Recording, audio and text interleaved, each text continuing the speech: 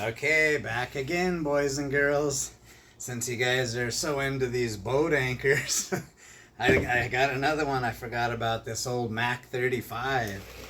Man, I think this frickin' thing is like heavier than that other David Bradley. I put some fuel in it. I checked the points. We have spark.